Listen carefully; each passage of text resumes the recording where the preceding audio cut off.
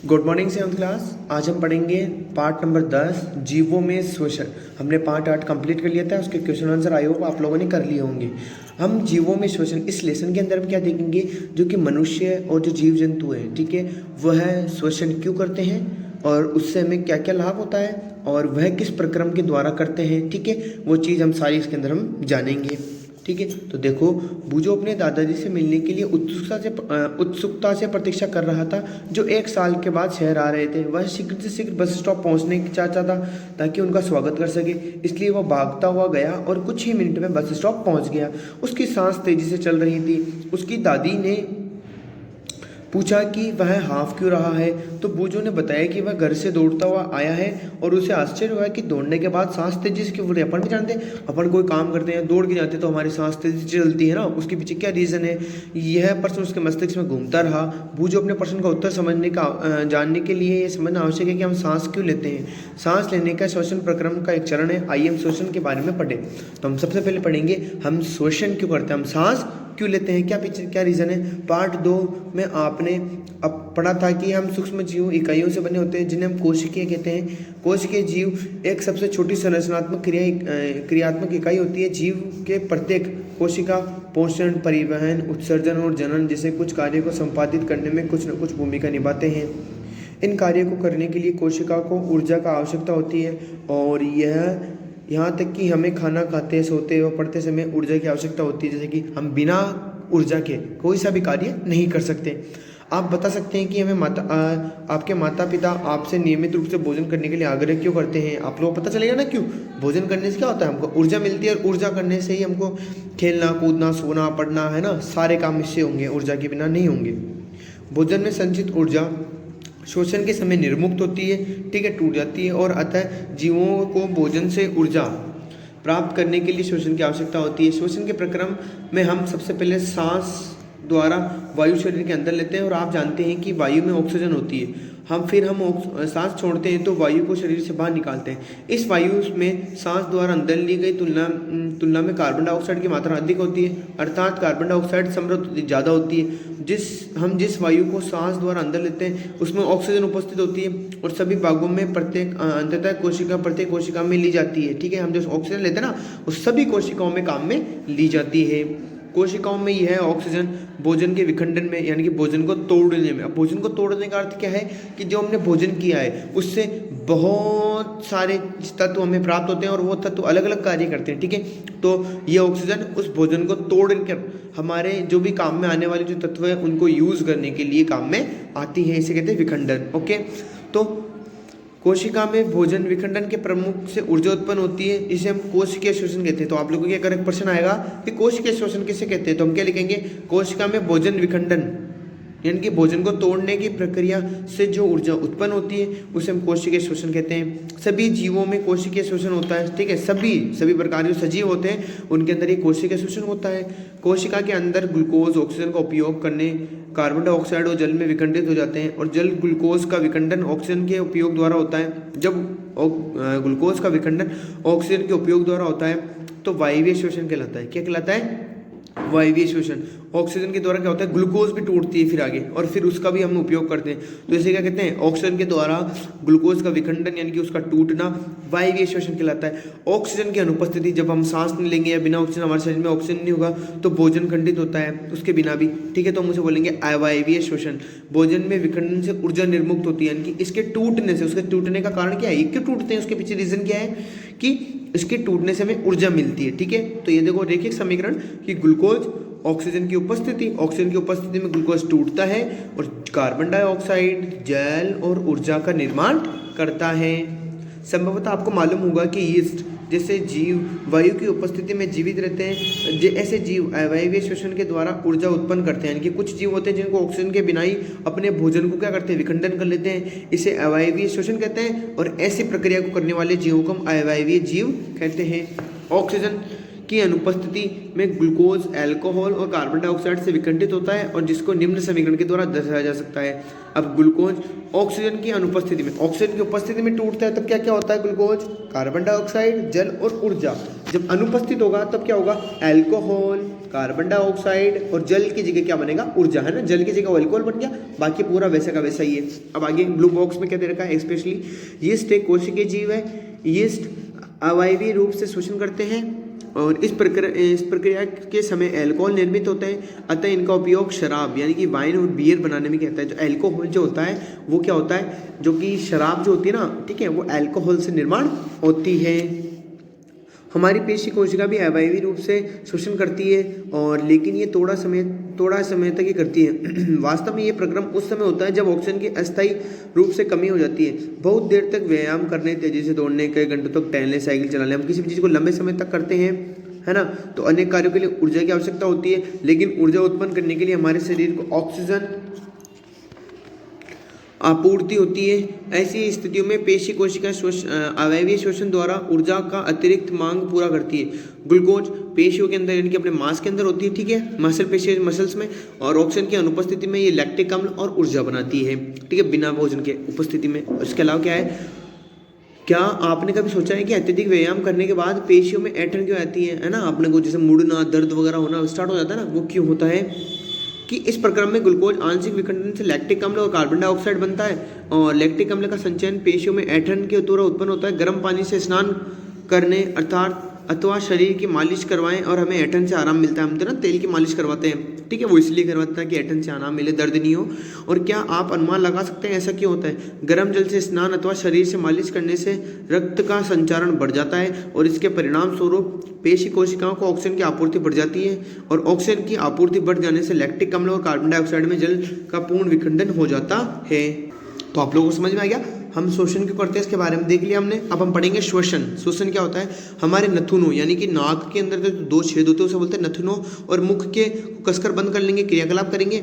जो घड़ी की ओर देखिए, अब आप अपनी सांस रोकने की कोशिश करेंगे। ये आप लोगों को एक्सपेरिमेंट नहीं करना है, ओके, ये सिर्फ हम पढ़ने के लिए काम में लेंगे। सिर्फ इसको बंद करते हैं तो कुछ समय बाद हमको महसूस होता है हमारा, उस समय नोट कीजिए और आपकी सांस को रोक सकते हैं, यानी कि कितनी देर तक रोक सकते हैं वो देखेंगे हम। आगे क्या है? अतः अब आप यह जान गए होंगे कि आप बिना सांस लिए अधिक देर तक जीवित नहीं करेंगे ना। अपनी आप लोगों ने देखा होगा कि अगर किसी का बहुत देर तक सांस रोक ली जाती है तो उसका जी घुटने लगता है ना, और उसकी सांस पुनः चालू हो जाती है। वो आपका यानी कि लंबे समय तक हम अपनी सांस को नहीं रोक सकते।